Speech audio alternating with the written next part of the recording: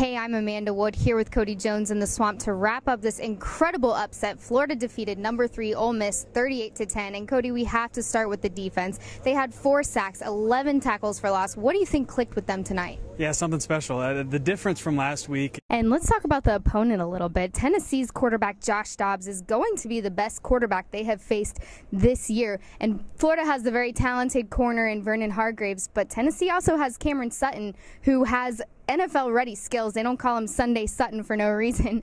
Up around the bend, you've got your last high school basketball season, then it's off to Gainesville for you. What are you doing to plan ahead and get ready for that next big step? Just eat more, try to work out. You know, those guys are, I've seen Casey Hill and the other guards, they're a lot bigger than I am.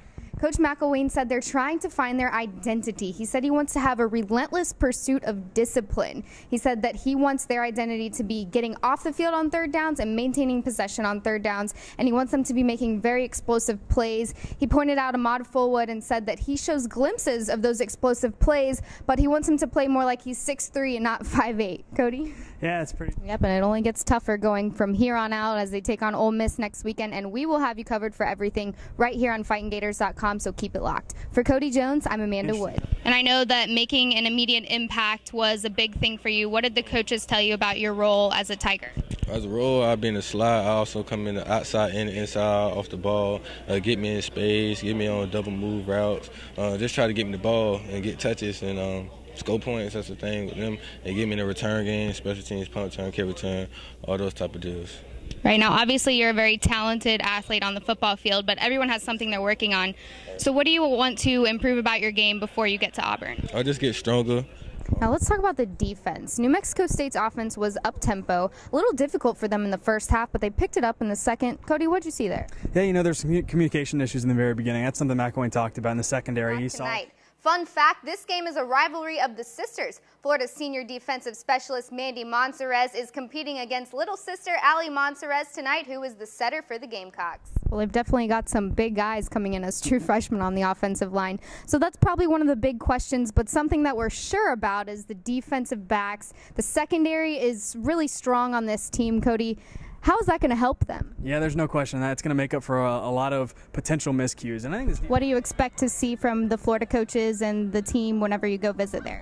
Well, I expect to win, but first of all, just the dedication through the players and coaches and how energized it is on the sidelines. And on Florida State's offense, Jameis Winston played arguably the worst game of the season. He threw 4 interceptions and only had 125 yards. How was Florida's defense able to slow him down so much? Secondary's. The Florida football team is looking to get over the 500 mark in the SEC as they welcome Missouri to the Swamp this weekend. Hoping to rebound after a heartbreaking loss to LSU over the weekend, the Gators are putting the pieces back together for their homecoming game.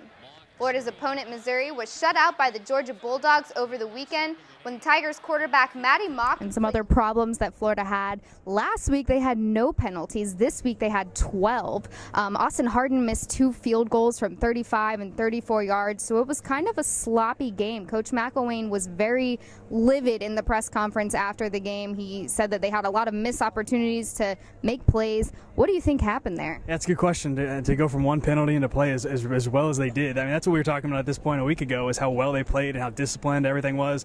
Kind of all went out the window. McElwain said there was hints of it Monday, seeing guys being late, not having their ankles taped properly. It was last summer on this field that Florida lost defensive lineman Dominic Easley to a season-ending ACL tear that prompted one of the worst seasons in Florida football history.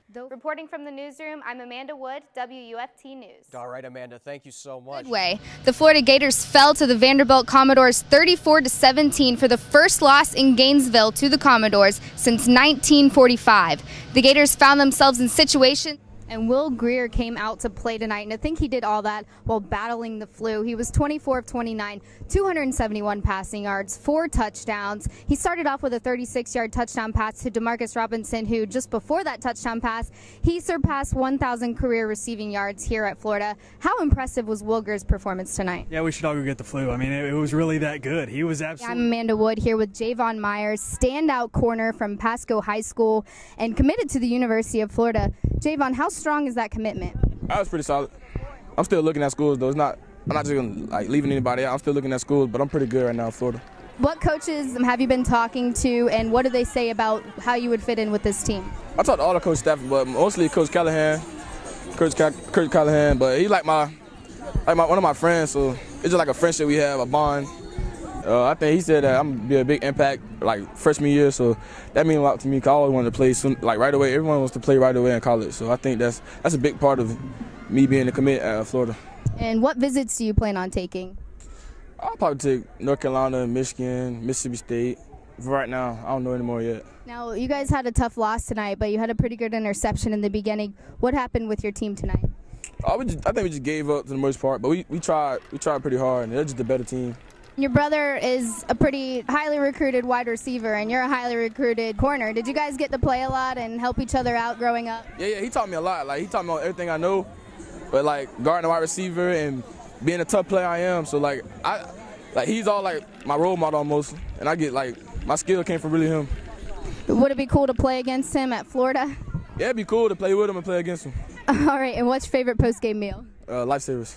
All right, Javon Myers right here. Keep it locked right here on FightingGators.com for all your Gator sports updates.